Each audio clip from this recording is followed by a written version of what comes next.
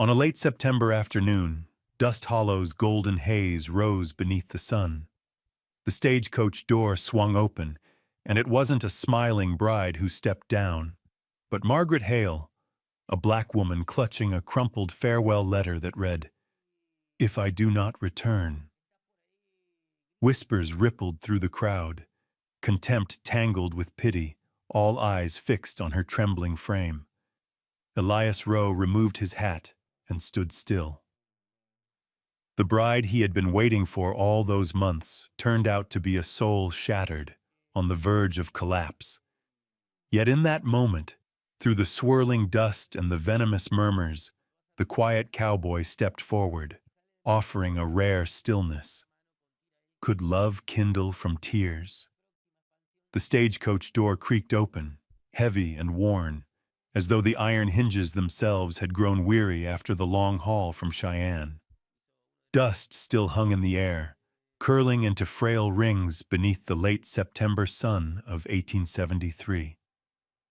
The crowd gathered outside Dust Hollow's depot had come for one reason only: to catch sight of the newcomer. Weather-worn faces, tanned and carved by wind and grit, all turned toward the coach. There were whispers, the occasional throat clearing, a murmur of restless curiosity.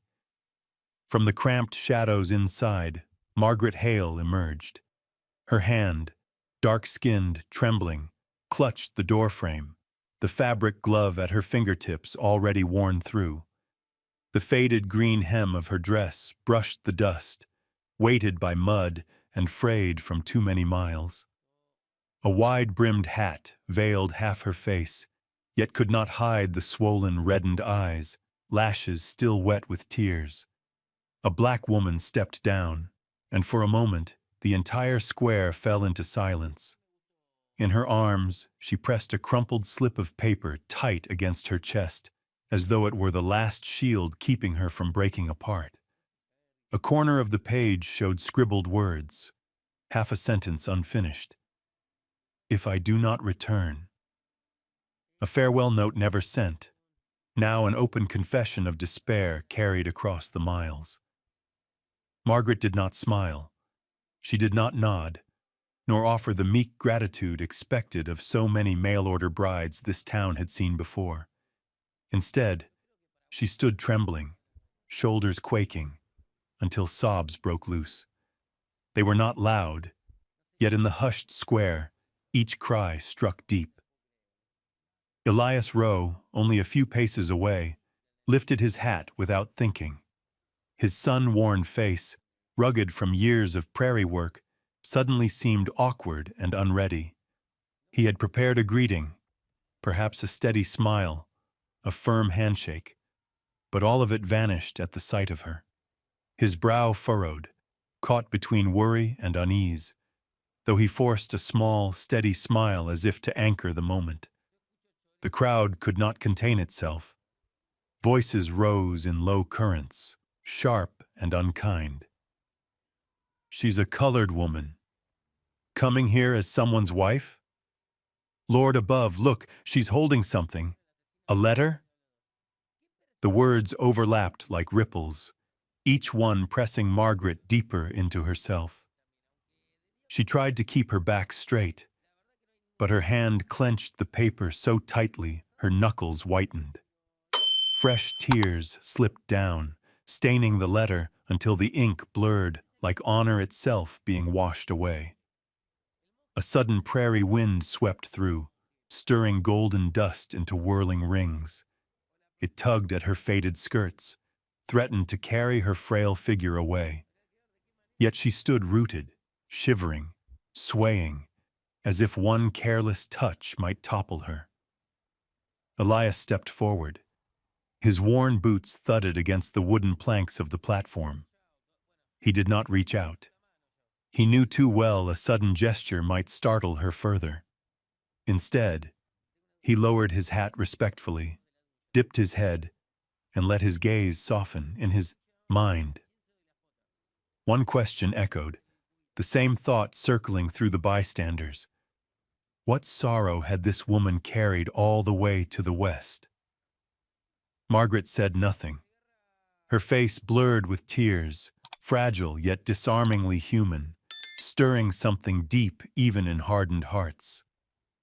The crowd, restless at first, began to drift back, leaving a space open on the dust-worn platform, an empty circle that held only two figures. The air itself seemed weighted, pressing down like stone. Elias knew this moment was nothing like what he had envisioned in the long months of waiting. He had written letters, believed some woman in the East might answer, might join him in building a plain but steady life. He had imagined a bright face, a firm hand taking his to mark the start of a shared journey. Instead, here stood not a smiling bride, but a black woman undone, clutching her own farewell note like proof of a death not yet claimed. The whispers surged again, some edged with pity, others steeped in doubt, still others coated in poorly veiled scorn. Elias heard them all, clear as gunfire, but chose silence. He drew a long breath, stepped once more, until he was standing before her. "Welcome to Dust Hollow," he said, his voice low and even, unsure if the words pierced through her sobbing. Margaret raised her head. Her tear-rimmed eyes met his. For the briefest instant, she saw no contempt there, no hollow pity, only a strange stillness, quiet as a lake unbroken by wind. That calm caught her, stilled her trembling shoulders. Evening light spilled across them, gilding her tear-stained face and catching in the silver of Elias's early-grayed hair. Two figures, the weathered man of the West and the black woman scarred by loss, stood facing one another, framed in dust and the fading whispers. Dust Hollow's depot held its breath. The whole town watched, waiting to see what would unfold. Just minutes before those tears first fell, the Dust Hollow depot had glowed beneath the blaze of a late September sun in 1873. The western light spilled over the far ridges, laying a molten sheen across the prairie's dust. Autumn in Wyoming carried its own stern beauty, the rasp of dry winds, the scorched scent of grass, the vast silence broken only by the crunch of wagon wheels and the steady beat of horses' hooves. On the wooden platform of the modest station, little more than a pine porch beneath a sheet metal roof that ticked and popped in the heat, Elias Rowe waited. He had arrived more than an hour early, not out of fear of missing the stage, but because his cabin had grown unbearable in its emptiness. He had paced the planks until fresh tracks of dust marked his boots. Each round of steps ended the same way, his calloused hand drawing a pocket watch from his friend, snapping it open, watching the seconds spin, then tucking it away again. He had done it no fewer than 4 times, as if staring at the dial might coax the hour closer. Elias was 32. For 6 years he had lived alone on a broad stretch of land at the town's edge. 6 years of cattle and fences that always needed mending, of nights lit by a single oil lamp in a house too large for one man. He had grown accustomed to the hardness of the soil, the cruelty of winter, and the kind of silence that could make a man restless in his own skin. One winter's evening, with the fire crackling low, he had taken up pen and paper. His letter carried no poetry, no promises of love, only honesty. He wrote that he needed a wife, a companion, someone to face the merciless prairie by his side. And now, he stood waiting for the answer to that letter. Tucked in his coat pocket was a creased slip of paper he had read until the ink blurred in his memory. The name Margaret Hale. A woman from Boston who had answered, who had agreed. Her letters were brief, deliberate, courteous yet firm. She had written that she was a teacher, accustomed to work and discipline, seeking a new beginning in the West. In those words, Elias had believed he glimpsed providence, a chance at last to step beyond solitude. He had prepared for her.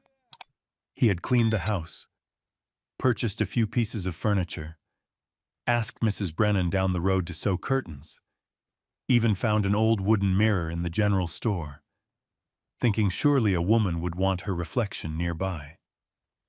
Small things, all done with a simple conviction that soon the cabin would no longer echo hollow. The train's whistle carried faintly from the distance, pulling Elias back to the present.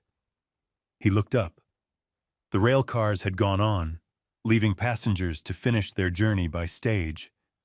And there, rumbling through the dust, the brown and yellow coach drew near, wheels clattering against the gravel road.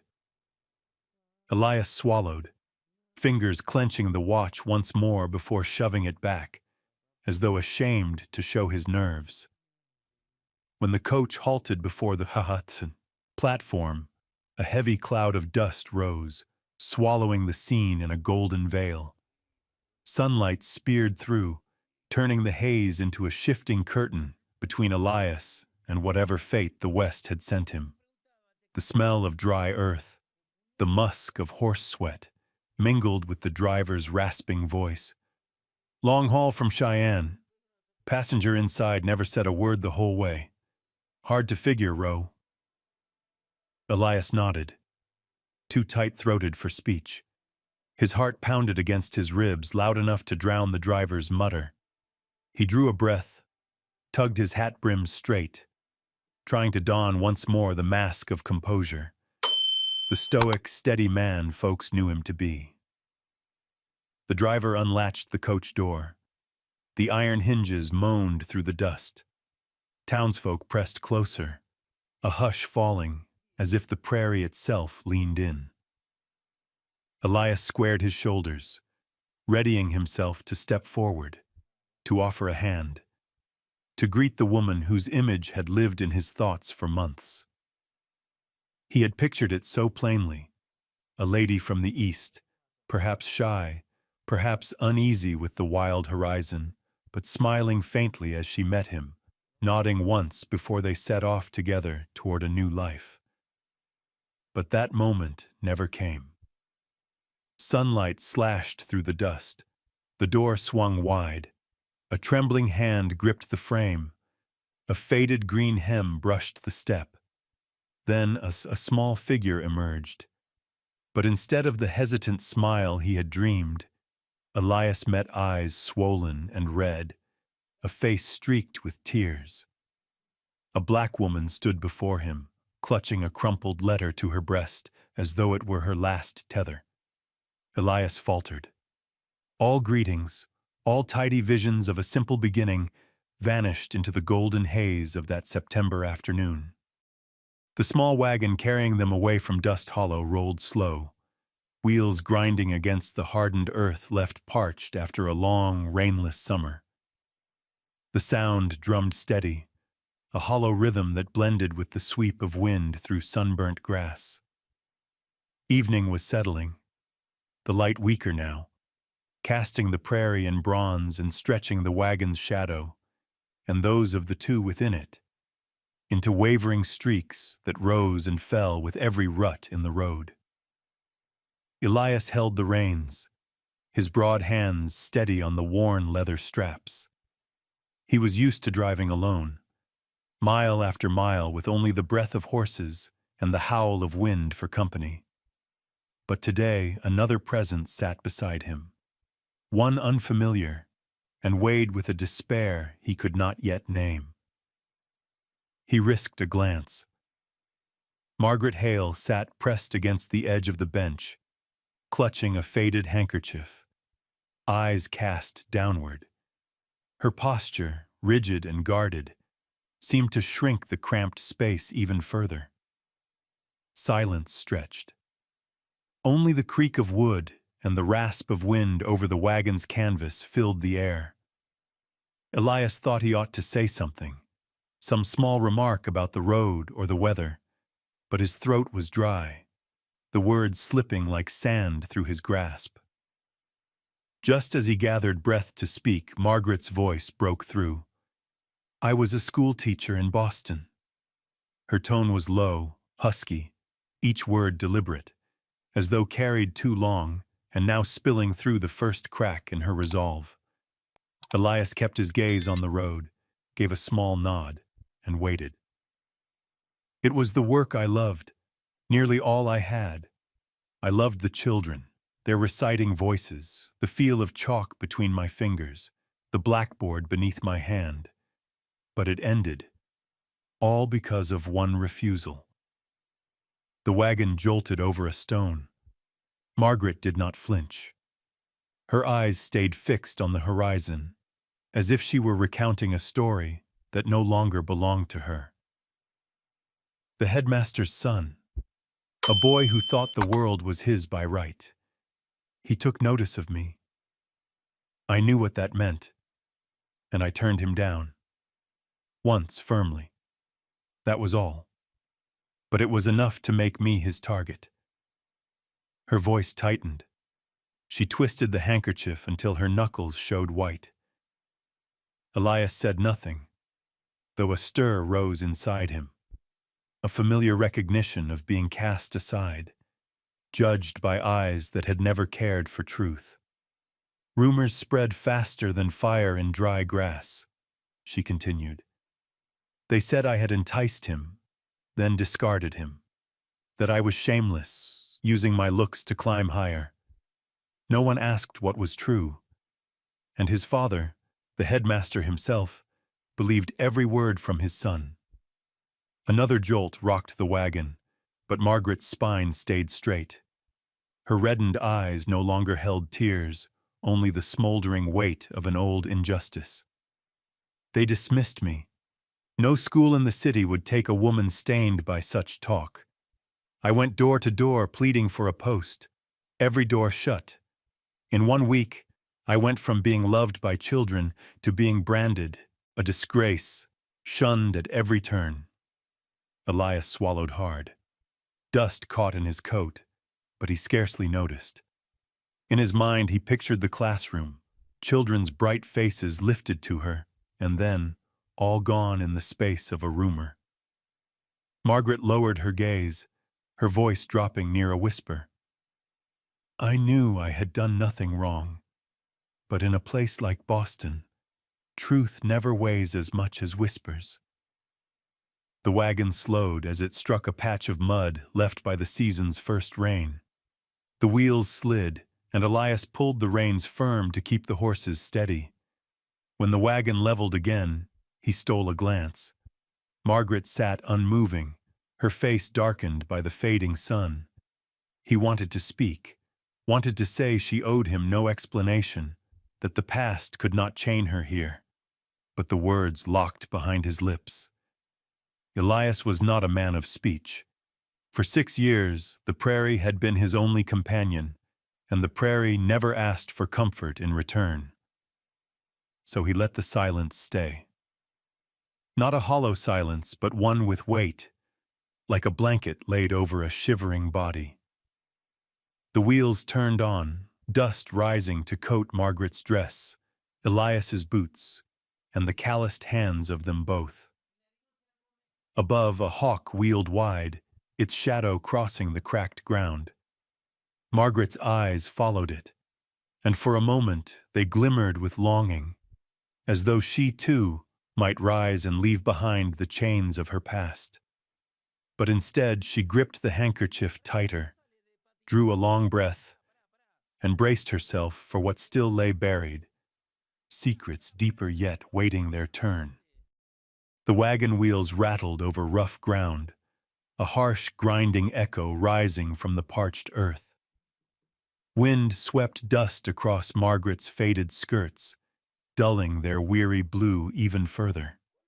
She sat upright, thin hands clutched tight around the handkerchief, her eyes fixed far into the blurred expanse of prairie. Her face bore the weight of a wound freshly spoken, as though the words themselves still hovered between them. Silence stretched long. Elias kept the reins steady, his gaze pinned to the road ahead, yet his thoughts circled around the woman beside him. He felt the weight of her confession, the injustice sharp enough to shatter anyone. But Margaret's voice came again, lower now, trembling yet unflinching. And then, they said I had stolen from the school funds.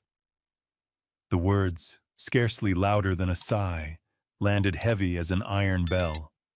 Elias's grip faltered on the reins before tightening again, his knuckles pale against the leather. The wagon jolted over stones, the sound mingling with the unseen chorus of false accusations. Margaret lifted her face, eyes swollen but steady, hardened by repetition. I never touched a cent, but who cared? Their words were enough. The account books disappeared overnight, and every finger pointed to me. A black woman, alone with no family, no protector. I was the easiest one to blame. Her mouth pressed thin, the skin blanching at the corners. The prairie wind hissed past, carrying dust and the echo of a city that had long since turned its back on her. Elias remained wordless. His eyes narrowed on the trail, a deep crease carved at their edges. Inside, though, a storm coiled tight. He had heard stories of injustice before, of the powerful grinding down the powerless. But hearing it from the lips of the woman seated beside him, the woman meant to be his wife, cut sharper than any tale. Margaret gave a crooked, bitter smile. I remember the morning they claimed the ledgers were found missing. A cluster of teachers whispering in the hallway, their eyes on me. When the headmaster came, he didn't ask a thing. He looked straight at me and said, "We've been betrayed from within." And that was it. No trial, no proof, I was condemned. Her hand brushed a tear from her cheek, then fell limp, her gaze drifting into the endless prairie horizon. I fought it. I knocked on doors, but they needed no truth, only a scapegoat. With the rumor of his son already clinging to me, every lie sounded like fact. Past turned to evidence, slander turned to gospel. I had nothing left to stand on. The wagon pitched hard over a ridge, and Elias reined in sharply, holding the wheels steady. In that moment, he turned and let himself look at her. What he saw was not only the streaks of grief and exhaustion, but beneath them a glimmer of something more. A fragile strength refusing to bow. Margaret felt his eyes and turned away, her voice softening, more to herself than to him. I thought of leaving it all behind. I wrote a letter, left it on the table. Just one line. If I do not return, I meant to disappear, let them believe whatever they wished. But I couldn't. Some part of me refused to end that way. Then I saw the notice at the post office. Men in the West seeking wives. And I wrote to you. The sky deepened into purple dusk, autumn's chorus of insects rising in the tall grass. The road stretched like a red river before them, unending. Margaret's words lingered heavy, each syllable like a stone dropped into still water, rings spreading wide. Elias drew a long breath, chest taut beneath his coat. He still said nothing. For a man of few words, silence was no neglect. It was the only way to hold the weight of another's pain without breaking it apart. His eyes tightened, holding layers. Anger for the injustice that had driven her out. Confusion at the storm-torn past of the bride he had summoned. And, woven strangely among it, a growing reverence. She had not chosen death. She had carried every wound, every shame. and walked toward this harsh frontier to begin again. Elias pressed his lips together, his fingers tapping once against the reins. A small gesture, but one the prairie sky bore witness to. He had heard her, and he had understood. The wagon rolled on through falling dusk. Silence enclosed them again, but it was no longer suffocating. It was thick, solid, weighted with the truth she had laid bare. And Elias knew, from this moment forward, he could not see Margaret Hale as merely a wife ordered by letter. She was a woman forged through fire, scarred but unbroken. And the question rose like a challenge in his own heart.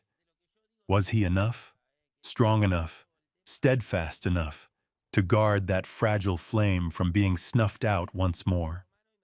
The wagon turned off the main southern road, following a trail cut through fields of autumn gold.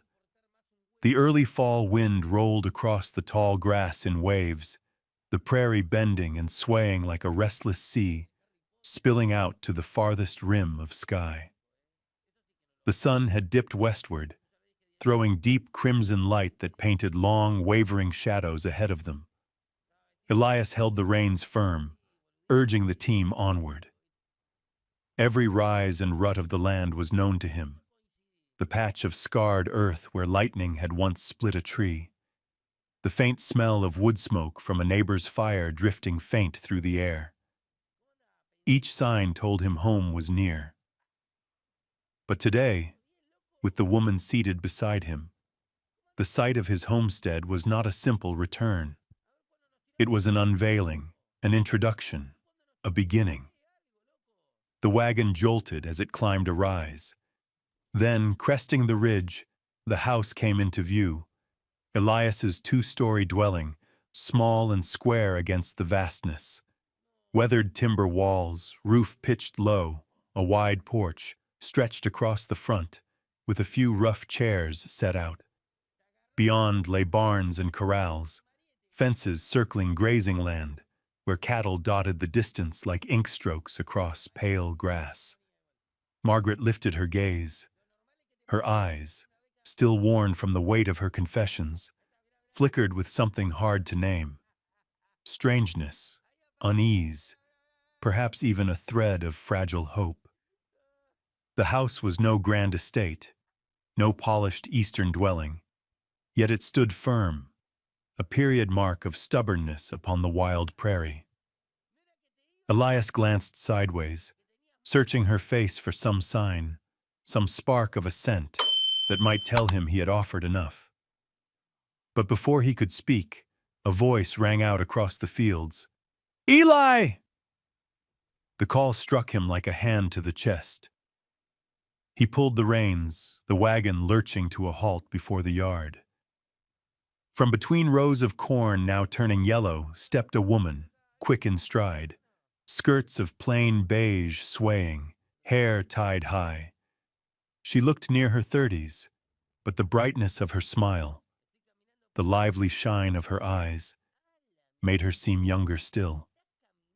Nora Brennan. Elias stiffened. His grip on the reins tightened, hesitation flickering across his face. He turned toward Margaret, ready to speak. But Nora had already come closer, her voice warm, easy, unhesitant. "Eli, you're back? I saw the dust rising, thought it must be you." Margaret froze. Her fingers clutched at her skirt, her heart catching at the sound. Not at the woman's sudden appearance, but at the way she said it. Eli. The name rolled off her tongue with an ease, a familiarity that pierced like a thorn. Elias removed his hat, his smile faltering. This is Margaret Hale," he said quickly, voice roughened. "And this is Nora Brennan, a kind neighbor who's helped me these many years." Margaret gave a small nod, polite but reserved. Nora, by contrast, smiled wide, stepping to the wagon's edge. "It's a pleasure to meet you. I'm Nora. I suppose you must be the one Eli Sasa wrote about in his letters east. The air thinned. A silence, brief but taut, settled between them. Elias hefted a trunk from the wagon bed, throat clearing. Thank you, Nora. I'll see Margaret inside now. But Nora lingered, her eyes bright, carrying a glint that no smile could soften. Something old, a bond not fully severed, perhaps only friendship, perhaps something left unspoken. Margaret saw it, and her heart clenched. Wind swept across the yard, dust swirling. 3 figures stood in the fading light, each bound by unvoiced thoughts. Elias turned aside, busying his hands with the harness, but his movements were stiff, awkward where they were once sure. The house door stood open, awaiting escape. Yet the air had shifted. With the homestead's first unveiling came another presence, the shadow of Nora Brennan, whose familiar voice had tilted the ground beneath them. Margaret stepped down from the wagon, her shoes crunching on the dry earth. She said nothing, only let her eyes take in the house, the yard, the woman standing nearby. All of it fused into one tableau, her new beginning framed not by simple welcome, but by the hint of a story already tangled before she ever arrived. Nora lingered in the yard, her smile still bright, but Margaret saw what could not be hidden, the tether of something unfinished, an invisible thread tying Nora to Elias, like embers still warm beneath a crust of ash. No word was needed, only the way she called him Eli, the glint in her eyes, and Margaret knew. There had been something between them once, or at least a longing left unmet. The air seemed to sag heavy. The prairie wind kept sweeping dust through the yard, but even that restlessness could not lift the weight pressing down. Elias bent over the harness, his movements rigid, shoulders taut, as though shielding himself from both women's eyes. Margaret stood still, hands loose at her sides, feeling less like a bride come home than a guest stepping into a house already claimed. "You've returned sooner than I thought," Nora said at last, her voice gentle. But beneath its ease lay another layer, shaded with something unspoken. "I expected you'd linger longer at the station." Elias raised his head, answering quickly. "The road was clear. I wanted to bring Margaret home. Let her rest." Margaret heard the word rest, yet it did not soothe her. The way Nora's presence clung to the moment had already sown seeds of doubt that rustled now inside her chest. Nora turned, her gaze steady on Margaret. The smile stayed, though her eyes slowed, measuring. "You've traveled far. Wyoming's plains aren't kind to newcomers, but you'll grow accustomed. I helped Eli with many things here. If you should ever need anything, you may come to me." Margaret inclined her head. "Thank you." The words left her lips politely, but their weight had shifted. Helped Eli with many things here. Spoken lightly, yet stamped like a claim across the years. Elias set down her trunk on the porch, turning with deliberate calm. "Thank you, Nora. But tonight Margaret needs rest most of all." His voice was even, yet his eyes flickered away, unable to meet them both at once. Nora nodded, her smile thinning. "Of course, I won't intrude further. Welcome to Dust Hollow, Margaret." She turned, her skirts stirring dust, and disappeared among the tall, yellowing corn. The sound of her steps faded, leaving only the rustle of stalks and the raw scent of turned earth. Margaret's gaze followed until the figure was gone, her heart tightening with a question she dared not voice. Had Elias sought a wife from the east because he longed for a true companion, or simply to patch the hollow left by someone he could not claim? Elias came beside her, pushing the door wide. "Come in," he said, his voice low, rasped. Margaret gathered her trunk, stepping across the threshold. The house opened before her. The smell of aged wood, the plain neatness of a man's careful order. Curtains freshly sewn, chairs straightened, shelves set right. It was all prepared for her. And yet in her eyes, every detail carried the shadow of Nora's lingering glance. Elias cleared his throat. "I'll fetch water for you to wash. You must be weary." Margaret nodded. She asked nothing more. But inside, a taut string had been drawn, binding her, Elias, and the shadow just vanished into the corn. A string no one could see, yet strong enough to tug at her every thought. Later, when Elias led the horses into the barn, Margaret stood at the upstairs window, watching the yard below. The crescent moon laid silver across the roof. Elias's shadow stretched long on the dust. He moved with practiced ease, the motions of a man who had worked this land alone for years. Yet beyond the fields glimmered a softer light, an oil lamp from the Brennan house, flickering gold against the dark. Margaret drew back, lowering her eyes. She sank onto the wooden bed, fingers brushing the worn handle of her trunk. The silence pressed close, and with it returned the question, relentless as the wind whistling through the boards.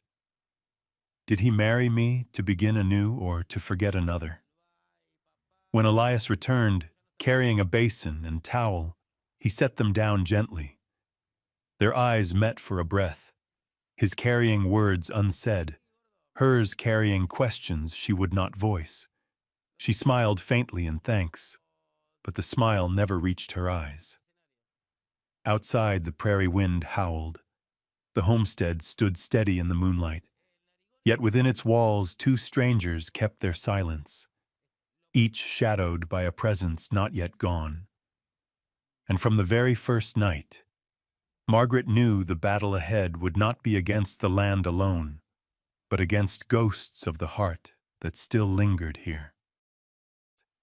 The first days at the ranch slipped by in a slow, deliberate rhythm. Margaret learned to move within its order. The rooster's crow at dawn, the jangle of bells when Elias swung the gate to drive cattle into the pasture, the faint sweetness of cut hay drifting on the wind. She tried her hand at lighting the stove, drawing water from the well, even dared to step into the cattle barn, where the heat and pungent smell had first made her hesitate. Elias spoke little, working as he always had, letting her watch, giving only short, steady instructions when needed. Bit by bit, the fragments of a new life began to stitch themselves around her. Yet even within that quiet, another shadow lingered. The golden lamplight across the Brennan fields each evening. The memory of Nora's voice calling Eli. Margaret carried it like a stone lodged deep in her chest, weighty and unyielding. That afternoon, the sky turned. While Margaret gathered hay at the porch, she noticed the horizon to the west darkening into a wall of cloud, dense and low as iron. The air grew heavy. Small birds darted in sudden flight toward their nests. The hay lay still. The silence was unnatural, as if the world itself held its breath before a strike. "Inside," Elias said sharply, striding from the stable, shovel still in his hand. His tone was steady, but beneath it she heard urgency. She nodded, but before she could lift the basket, the wind came. It tore across the yard in a single sweep, scattering hay into the air. Margaret staggered, hair whipping loose from its knot, lashing her face raw. Elias's hand caught her arm, rough and firm, hauling her close. The world shifted in an instant. Darkness swallowed the sun, sky and earth bound in a fury of dust. Wind screamed, carrying grit and sand that blinded the eyes. The roof groaned, timbers creaking as though ready to tear free. "The stable!" Elias shouted, his voice battling the gale. He knew the house walls would not hold against the season's first violent storm. Margaret did not think. She only felt his grip, iron tight, pulling her forward. Together they plunged through the yard, rain bursting from the sky in fat drops that stung like corn kernels hurled by a furious hand. Her skirt clung heavy around her legs, each step dragging her backward. Wind drove at them, rain beat down. But Elias bent his body over hers, his arm braced before her chest, forcing a path. The stable door shrieked on its hinges, banging hard against the wall. Elias thrust her inside first, then slammed it shut, ramming the wooden bar down to brace it. Inside, dimness swallowed them. The acrid scent of hay and animal musk hung thick. Horses stamped and snorted, panicked by the roar above. Margaret slumped against the plank wall, dress soaked through, hair plastered to her cheek. Her chest heaved, heart pounding not only from the storm, but from the weight of his hand still burning on her arm, as though without it, she might indeed have been carried away. Elias struck a match and lit the oil lamp. The flame wavered, weak against the draft, but cast a glow over his face. Rain and sweat running together, eyes dark and unwavering. He moved swiftly down the stalls, calming each frightened horse, tightening the reins, murmuring low until the chaos eased to stamping breaths. Rain hammered the roof in relentless sheets, every strike threatening to split the boards. Wind found the cracks and howled through, nearly snuffing the lamp. Shadows lurched and bent against the walls, flickering with each gust. Margaret hugged her damp handkerchief to her chest, curling into herself in the corner. Boston, its classrooms, its stone-paved streets, was a world away, a dream dissolved. Here was only the screaming prairie, and she, confined to a stable with a man who was little more than a stranger. Elias returned, crouched near her. His breath was still quick, but his voice had steadied. "It will pass. We only need to wait." She nodded, though her eyes remained on the sputtering lamp. The storm outside thrashed with a fury that seemed more than weather. It was reminder and warning. Nothing here would ever be secure. Her fingers clenched around the wet cloth, eyes fixed on the lamplight quivering against the wall. Elias's shadow rose tall and solid there, strong, unyielding, yet lined with weariness. And in that moment, through the howl of wind and the hammer of rain, Margaret realized this was not only the storm of nature. It was the moment that would strip them bare, forcing each to face what they carried within. The storm raged on, the roof shuddered, but in the narrow space of the stable the world had shrunk to two people, a fragile lamp, and a silence loud as truth. And Margaret knew, before the night was done, she might hear words that would change everything. The wind outside screamed as though it meant to wrench the roof away. The stable shuddered with each lash of the storm. The oil lamp flickered, flame shrinking back, barely carving a pool of light where Elias and Margaret sat opposite each other. The horses snorted and stamped, the smell of damp hay thick with the drip of rain. It was a harsh shelter, yet strangely intimate, as though the storm itself had forced them near, bound by the same fragile flame of breath in the dark. Elias leaned forward, forearms on his knees, calloused hands clenched together as though holding in words that threatened to break loose. For a long while he stayed silent, eyes fixed on the wavering lamp. Then at last his voice came, deep and ragged, woven into the howl of the wind. "Margaret, there's something I've never spoken in this place. Perhaps tonight, in this storm, is the time." She lifted her head. The lamplight traced her face, eyes wide, still edged with fear. Her fingers gripped the damp cloth in her lap, waiting.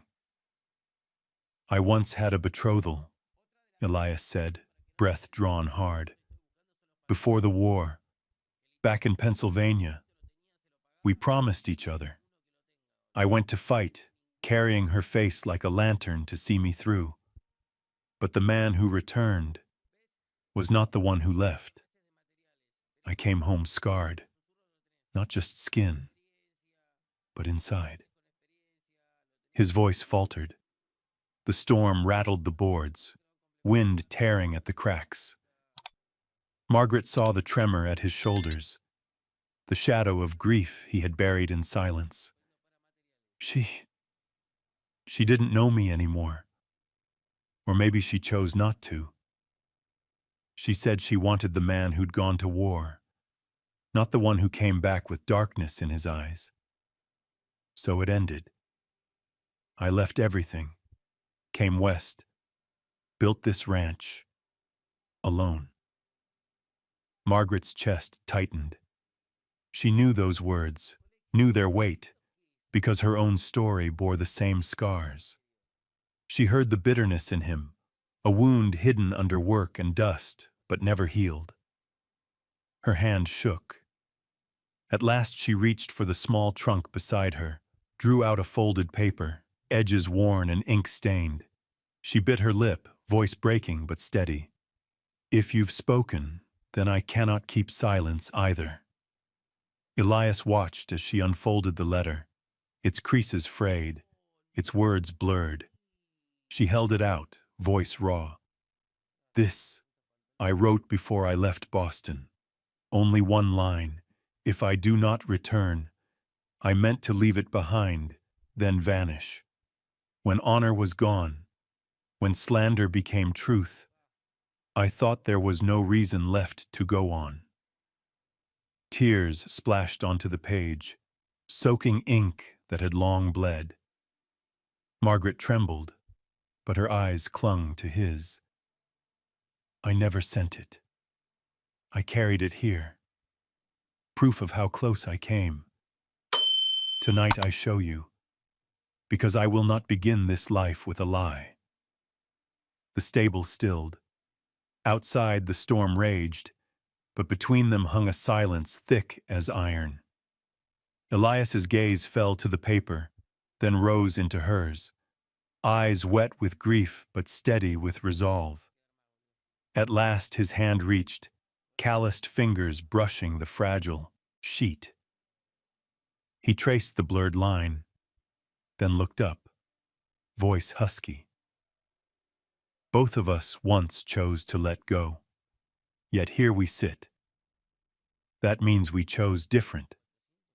We stayed." Margaret's shoulders shook, but for the first time, her eyes carried something beyond despair, a fragile spark that dared to believe there was life beyond ruin. Elias leaned nearer, not rushing, only enough that the lamp's glow held them both within the same circle. "Margaret," he said slowly, "I can't promise much. I'm not whole. I carry shadows of war. But I know this. I want to begin again. Not to fill emptiness. Not to forget. To build something new. If you want that too." Her lips quivered. She folded the letter, pressing it to her chest. "Oh, I do. I want to live. And if it must begin from ruins, at least I will not be alone." Outside, the tempest roared, But inside the stable they found another refuge, not just from wind and rain, but from the weight of silence and lies. They sat there, without more words, listening to their hearts beat with the storm. A pact had formed, unspoken yet sure. From here forward, they would walk in truth, however rough the path. And when the lamp flame bent low, casting its gold on their weary faces, it showed not victims but survivors, two souls who had once chosen death, but now chose life. They no longer wanted merely to endure. They wanted to begin. Sunday dawned with the ringing of the church bell, its sound carrying across the wide, clear sky of the prairie. The notes rolled over golden fields, drifted through cottonwood groves, and gathered the folk of Dust Hollow from every direction. The small wooden church, its paint worn pale by sun and wind, filled to bursting. Wagons rattled to a halt along the dirt road, raising clouds of dust. Children scampered across the yard, their laughter sharp and bright, while mothers tugged collars straight and fathers brushed hats before stepping inside. Within, the pews groaned under the weight of a crowd rarely seen. Murmurs rippled, glances darted, all drawn to one thing: the wedding of Elias Rowe, the man who had lived alone so long on the edge of the prairie, to Margaret Hale, the woman newly come from the east. Margaret sat near the front, her hands clenched in her lap until her knuckles whitened. The turquoise dress, borrowed from a kindly neighbor, was faded but serviceable, and when light fell through the small pane of glass, it lent her a soft glow like mist. Her hair was drawn back, her dark skin standing out among the sea of pale faces. Eyes pressed upon her, curious, cautious, and, some, hard with judgment. She held her spine straight, gaze lowered, bearing the silent storm. Beside her, Elias sat in a rarely worn suit, fabric worn thin at the elbows but neat. His beard trimmed, hair combed back, his sun-browned brow exposed. He looked less the solitary rancher than a man prepared to stand before his people, unashamed in his choice. The minister's voice filled the rafters, words of prayer rising above the shuffle of boots on wooden boards.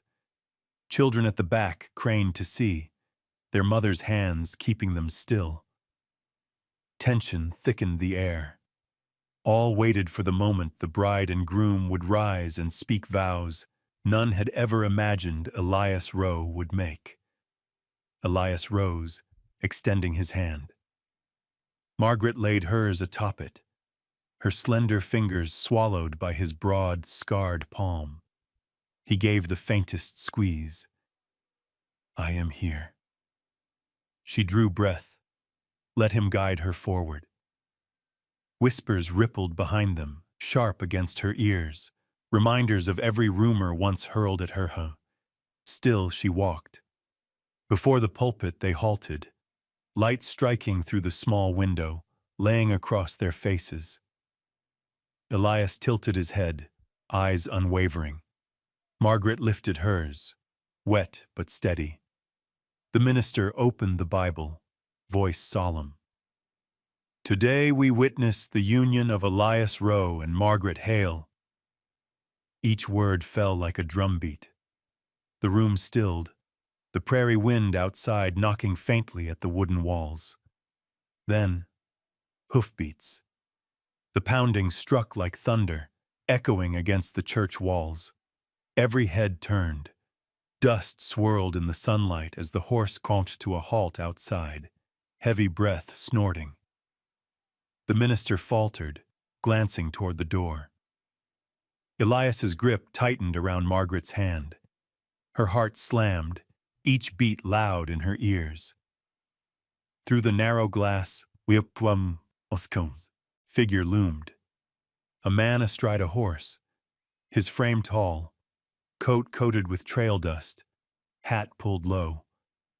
His shadow cut across the light, long and dark, like a blade slashed into the morning.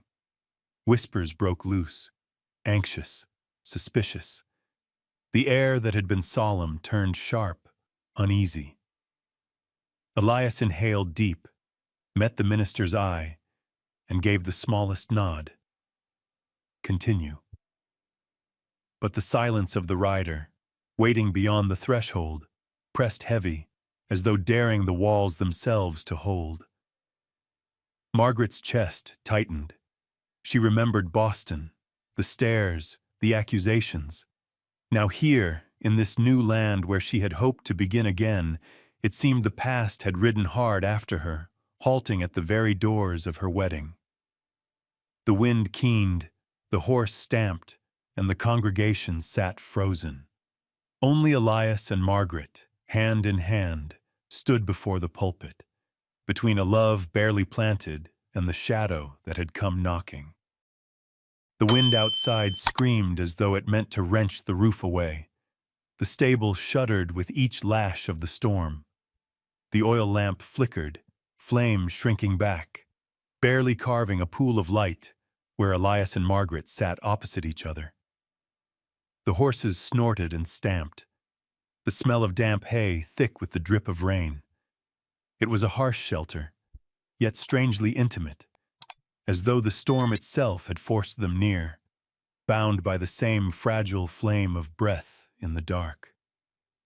Elias leaned forward, forearms on his knees, calloused hands clenched together as though holding in words that threatened to break loose. For a long while he stayed silent, eyes fixed on the wavering lamp. Then at last his voice came, deep and ragged, woven into the howl of the wind. Margaret, there's something I've never spoken in this place. Perhaps tonight, in this storm, is the time. She lifted her head. The lamplight traced her face, eyes wide, still edged with fear. Her fingers gripped the damp cloth in her lap, waiting. I once had a betrothal, Elias said, breath drawn hard. Before the war, back in Pennsylvania, we promised each other. I went to fight, carrying her face like a lantern to see me through. But the man who returned was not the one who left. I came home scarred, not just skin, but inside. His voice faltered. The storm rattled the boards, wind tearing at the cracks. Margaret saw the tremor at his shoulders, the shadow of grief he had buried in silence. She didn't know me anymore. Or maybe she chose not to. She said she wanted the man who'd gone to war, not the one who came back with darkness in his eyes. So it ended. I left everything, came west, built this ranch, alone. Margaret's chest tightened. She knew those words, knew their weight, because her own story bore the same scars. She heard the bitterness in him, a wound hidden under work and dust, but never healed. Her hand shook. At last she reached for the small trunk beside her, drew out a folded paper, edges worn and ink stained. She bit her lip, voice breaking but steady. If you've spoken, then I cannot keep silence either. Elias watched as she unfolded the letter, its creases frayed, its words blurred. She held it out, voice raw. This, I wrote before I left Boston. Only one line. If I do not return, I meant to leave it behind, then vanish. When honor was gone, when slander became truth, I thought there was no reason left to go on. Tears splashed onto the page, soaking ink that had long bled.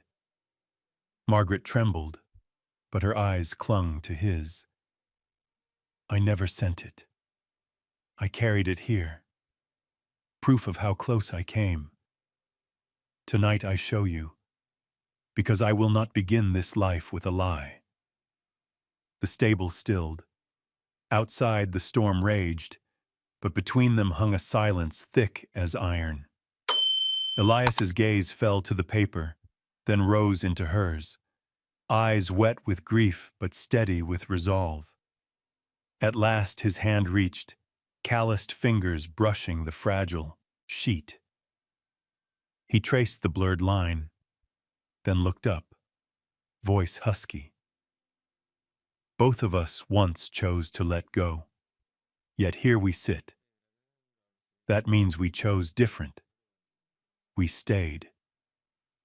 Margaret's shoulders shook, but for the first time, her eyes carried something beyond despair, a fragile spark that dared to believe there was life beyond ruin. Elias leaned nearer, not rushing, only enough that the lamp's glow held them both within the same circle. "Margaret," he said slowly, "I can't promise much. I'm not whole. I carry shadows of war. But I know this. I want to begin again. Not to fill emptiness. Not to forget. To build something new. If you want that too." Her lips quivered. She folded the letter, pressing it to her chest. "Oh, I do. I want to live. And if it must begin from ruins, at least I will not be alone."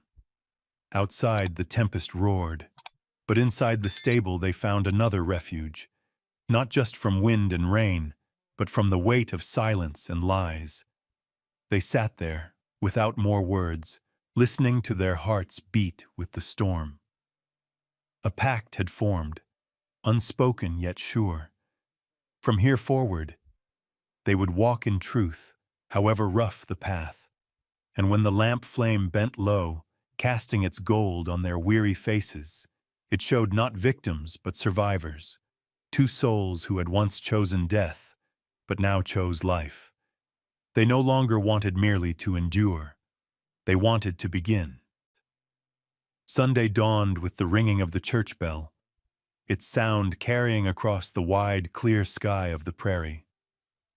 The notes rolled over golden fields, drifted through cottonwood groves, and gathered the folk of Dust Hollow from every direction.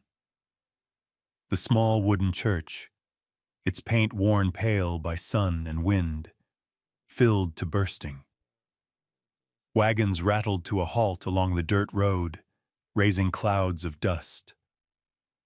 Children scampered across the yard, their laughter sharp and bright, while mothers tugged collars straight and fathers brushed hats before stepping inside. Within, the pews groaned under the weight of a crowd rarely seen. Murmurs rippled, glances darted, all drawn to one thing: the wedding of Elias Rowe, the man who had lived alone so long on the edge of the prairie, to Margaret Hale, the woman newly come from the east. Margaret sat near the front, her hands clenched in her lap until her knuckles whitened. The turquoise dress, borrowed from a kindly neighbor, was faded but serviceable, and when light fell through the small pane of glass, it lent her a soft glow like mist. Her hair was drawn back, her dark skin standing out among the sea of pale faces. Eyes pressed upon her, curious, cautious, and, some, hard with judgment. She held her spine straight, gaze lowered, bearing the silent storm. Beside her, Elias sat in a rarely worn suit, fabric worn thin at the elbows but neat. His beard trimmed, hair combed back, his sun-browned brow exposed. He looked less the solitary rancher than a man prepared to stand before his people, unashamed in his choice. The minister's voice filled the rafters, words of prayer rising above the shuffle of boots on wooden boards. Children at the back craned to see, their mothers' hands keeping them still. Tension thickened the air. All waited for the moment the bride and groom would rise and speak vows, none had ever imagined Elias Rowe would make. Elias rose, extending his hand. Margaret laid hers atop it, her slender fingers swallowed by his broad, scarred palm. He gave the faintest squeeze. "I am here." She drew breath, let him guide her forward. Whispers rippled behind them, sharp against her ears, reminders of every rumor once hurled at her. Still she walked. Before the pulpit they halted, light striking through the small window, laying across their faces. Elias tilted his head, eyes unwavering. Margaret lifted hers, wet but steady. The minister opened the Bible, voice solemn. "Today we witness the union of Elias Rowe and Margaret Hale." Each word fell like a drumbeat. The room stilled, the prairie wind outside knocking faintly at the wooden walls. Then, hoofbeats. The pounding struck like thunder, echoing against the church walls. Every head turned. Dust swirled in the sunlight as the horse conked to a halt outside, heavy breath snorting. The minister faltered, glancing toward the door. Elias's grip tightened around Margaret's hand. Her heart slammed, each beat loud in her ears. Through the narrow glass, figure loomed. A man astride a horse, his frame tall, coat coated with trail dust, hat pulled low. His shadow cut across the light, long and dark, like a blade slashed into the morning. Whispers broke loose, anxious, suspicious. The air that had been solemn turned sharp, uneasy. Elias inhaled deep, met the minister's eye, and gave the smallest nod. "Continue." But the silence of the rider, waiting beyond the threshold, pressed heavy, as though daring the walls themselves to hold. Margaret's chest tightened. She remembered Boston, the stairs, the accusations. Now here, in this new land where she had hoped to begin again, it seemed the past had ridden hard after her, halting at the very doors of her wedding. The wind keened, the horse stamped, and the congregation sat frozen. Only Elias and Margaret, hand in hand, stood before the pulpit, between a love barely planted and the shadow that had come knocking. The church door creaked open, dry and sharp. A shaft of sunlight cut across the aisle where Margaret and Elias stood before the pulpit. A stranger filled the doorway, tall and unmoving, hat pulled low to hide half his face. He did not step inside at once. He lingered on the threshold, his gaze sweeping the crowded room until it fixed on Margaret. Silence swelled, heavy and suffocating. Children stilled. Men leaned forward. The only sound was the wind whistling through the cracks. The man's mouth curled faintly. His voice, low and rasped, carried to every ear. "Boston hasn't forgotten you, schoolteacher." Each word struck like steel. The church froze. All eyes snapped toward Margaret. Whispers she thought buried. Accusations she had confessed to Elias in secret. Suddenly they rose again, alive in the still air. Margaret stiffened, eyes wide, lungs burning for breath. In her head came the echoes, laughter sharp as knives, the scrape of benches, a young man's voice flinging lies without proof. Boston came roaring back, as if Dust Hollow's chapel had become that hall where her honor was stripped away. Elias felt the tremor in her hand. At once he tightened his grip, stepping forward, broad shoulders blocking her from view. His voice cut the silence, firm, resonant. "This is my wife, and to me, that is all that matters." The words landed like hammer blows, sure and unyielding. Murmurs died. The stranger's smirk faltered. He shifted, as if to speak again. But Elias's stare, hard, immovable, met his and held. A taut moment passed, challenge unspoken. Then the man snorted, turned on his heel. Boots struck the porch. The horse snorted, hooves clattered. In seconds, the sound faded into the prairie, leaving only a thick, ringing quiet. Elias did not release Margaret's hand. He turned, his gaze sweeping the crowd. "She is my wife, and I will not permit anyone, to drag the past into what we build here." The words rolled through the rafters. No one answered, but the silence shifted. It was no longer doubt, no longer suspicion, but acknowledgement. Elias Rowe had chosen, and none had the right to contest. The minister, after a pause, inclined his head and turned the page. His voice rose again, steady, like water flowing once more after a stone is moved. "Let us continue." Margaret's chest loosened. Her eyes brimmed, not from fear alone, but from the anchor of Elias's hand wrapped around hers. It was her tether, holding her to the present, keeping her from being swept back into Boston's abyss. The vows followed, solemn and plain. Elias spoke each word with unwavering strength, his eyes locked to hers. When it was her turn, Margaret's voice quavered at first, then steadied, each syllable carrying weight. "I, Margaret Hale, do promise." No flourishes, only the raw truth of a choice remade. The minister closed the Bible. "I now pronounce you husband and wife. Elias, you may kiss your bride." Elias bent slowly. Margaret lifted her face, tears glistening, lips trembling.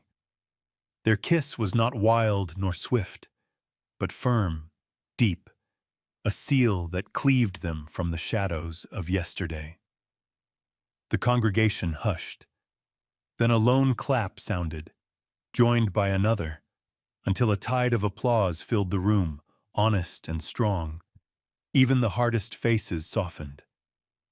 Margaret leaned into Elias as they turned, facing their people. She knew the past still lingered. She knew the accusations were not erased, but she also knew she would not bear them alone. As they walked down the aisle together, sunlight streamed through the small windows, falling across their faces, and Margaret felt it deep. This day was not only a wedding, it was her rebirth. Before the very eyes of those who once doubted, they had witnessed a love born from truth, stronger than rumor, stronger than shame. That afternoon, the prairie lay beneath a blanket of gold as the sun leaned westward. The voices of Dust Hollow carried on the wind, hoofbeats fading down the road, laughter, low whispers. Folks would speak of this day for years. Elias Rowe, the silent rancher of the borderland, had taken a bride from the east, a woman who had arrived with tears in her eyes and a past that clung like dust. In the wagon on the road home, Margaret leaned against the wooden rail, watching the endless grass ripple like water under the wind. The echo of the stranger's cruel words still stung her chest, but Elias's hand covered hers, warm and firm, reminding her she was no longer alone. When they reached the ranch, Elias stepped down first, then circled back, offering his hand. His gesture was not mere courtesy. It was an invitation, a placing of her at his side. His eyes carried a weight she had not seen before, solemn and unshaken. "Margaret," he said, voice deep as the dusk, "before we cross this threshold again, there is something I must do, not only for you, but for every soul in Dust Hollow." He led her into the parlor. From a drawer in the oak cabinet, he drew out a bundle wrapped in stiff paper. The land deeds, the ranch titles, every sheet that bound his name to the earth beneath their feet. He spread them on the table. The lamplight glowed amber across the faded ink. Turning to the page that bore his name, Elias Rowe, lawful owner of the Rowe Ranch, he dipped a steel nib into the inkwell. Without hesitation, he pressed it to the parchment and wrote beside his own, Margaret Rowe. The scratch of the pen was small, yet the stroke rang like a vow. His hand was steady, the letters bold, as though carved into the boards themselves. Margaret stared, tears filling her eyes, not tears of shame or fear, but of something deeper. No one had ever written her name into permanence before. Elias lifted his gaze, voice carrying a steady power. The past may chase us, but this house belongs to the present and to those who choose to stay. His words were not only for her. He knew the news would spread by morning. Dust Hollow would learn that Elias Rowe had placed his wife's name beside his on the deeds, a rare thing in a land where men clutched every acre for themselves. It was not romance. It was declaration. Margaret was not a shadow, not a guest in another's home. She was co-owner, equal, bound to the land as he was. Margaret laid trembling fingers on the fresh ink. "You did not need to," she whispered. "I did," Elias answered. His eyes, calm but resolute, did not waver. "I want them to see you stand beside me, not behind. From this day, no one will call you dependent or stranger. You are mistress of this ranch, as much as I am master." Outside, the wind brushed the fields, carrying the distant chime of a cowbell. Margaret heard it like a hymn of ascent. For years, she had lived under suspicion, stripped of dignity, cast out. Now, Aton, man had not only chosen her, but anchored her into the very soil of his life. By the next day, the town buzzed. In the saloon, at the mercantile, on the church steps, they whispered, Rowe put his wife's name on the deed. Some scowled, some scoffed, but many grew quiet, thoughtful. Whatever they felt, none could deny. Elias had acted in the open, and Elias Rowe was not a man easily moved. That evening, the Brennans arrived with a basket of bread. Nora's eyes still carried an echo of something unspoken, but her voice was earnest. "I heard the news. Elias, you did what few men would dare. And Margaret, you're not only his wife now, you are mistress of this place. I hope you'll count us as true neighbors." Margaret smiled faintly, soft but clear. She saw the lingering shadow in Nora, but her words had lightened some of the burden. As they saw the Brennans off, Elias placed his hand over Margaret's. "I don't want a marriage built on words alone. I want proof, ink, and witness. And now the whole town has seen." Margaret bowed her head, tears slipping silent. Yet inside she felt her feet set firm upon the land. For the first time in years, she belonged, not as a guest, not as an exile, but as half the heart of a home. That night, as darkness swallowed the prairie and snow began to drift from a gray sky, Elias paused on the porch. From within, a faint oil lamp cast its glow across the window pane. He bent, swept Margaret into his arms as though she weighed no more than the wind. She startled, gasped softly, then broke into a laugh, a sound so clear it spilled into the empty night like a bell. The wooden door groaned as it opened. Elias carried her across the threshold, his boots striking the boards not as those of a solitary man, but of one who no longer walked alone. The door shut. shutting out the wind, leaving only the warmth of the small cabin. Margaret clung to his shoulder, feeling the strength of him, the rhythm of his heart. When he set her down, their eyes caught and held, silence spreading, tender and unhurried. He let go only to take her hand again. The house had known silence, wind through the cracks, footsteps heavy and solitary. Now came the hush of shared breath, the whisper of skirts, laughter awkward yet alive. Margaret's gaze swept the room, the resin-scented timbers, the rough-hewn table, the hearth where Elias had once sat alone through long winters. Tonight, under the lamp's glow, nothing seemed bare. Her shadow joined his on the wall. Her footsteps etched themselves alongside his on the floor. Elias stirred the fire. Flames leapt, casting amber light across the room. Turning, he saw her seated on the bench, rubbing her hands together for warmth. He reached for the thick woolen shawl draped over the chair and placed it around her shoulders. "This house was cold," he said, voice low. "But now it is different. Now it has you." Margaret lifted her eyes, the dark depths gleaming, not with despair, but with the quiet light of belonging. "A house doesn't need grandeur," she whispered. "Only someone willing to stay.